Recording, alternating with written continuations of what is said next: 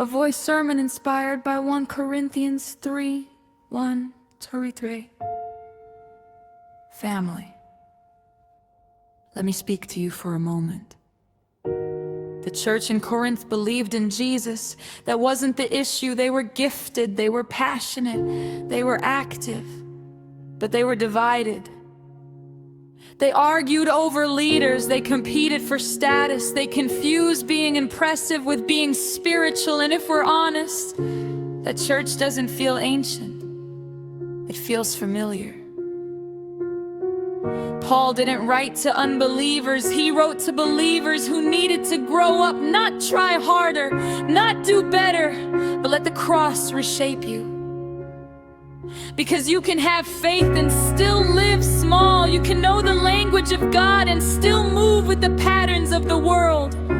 Paul said, you have the Spirit, but you're still acting like everyone else. In church, that question still stands. Is our faith forming us or just informing us? We live in a time of endless sermons, endless quotes, endless content, but information without transformation will leave you spiritually full and emotionally unchanged. So let me ask it plainly. Is your character changing? Is your love growing? Is your pride shrinking? Or are you just consuming faith without becoming more like Christ? The Corinthians said, I follow Paul, I follow Apollos, I follow Cephas. Paul responded, who do you think these people are? Servants, not saviors, not foundations, not replacements for Christ. And today the names are different, but the temptation is the same. Pastor loyalty, influencer, faith, platform, Christianity. But hear me clearly, no leader deserves your devotion. No platform can carry your soul. If your faith is built on a person, it will fracture the moment they fall. Paul reminds us, one plants, one waters, but God gives the growth. We praise hands, but forget the rain. We measure success in numbers, views, likes, attendance, influence, but the kingdom of God has never been impressed by visibility. Some of the most faithful work will never be posted, never applauded, never seen by crowds, and heaven still calls it holy. Christ is the foundation, that part is settled. But how you build on Him, that still matters. Some build with depth, others build with appearance. And when pressure comes, not followers, not affirmation, but fire, only what's real will remain. Crisis exposes depth, pressure reveals truth. Filters don't survive fire, so don't ask, does my faith look good? Ask, will it last?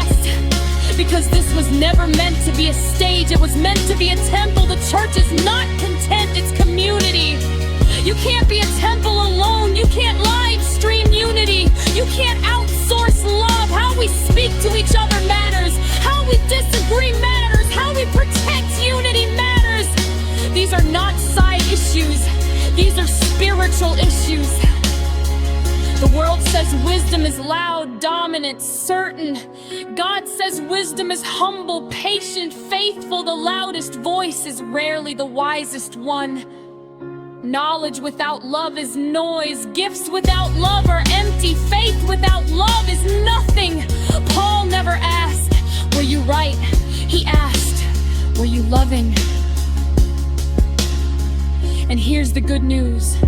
You don't need to compete, you don't need to cling, you don't need to prove yourself. You belong to Christ.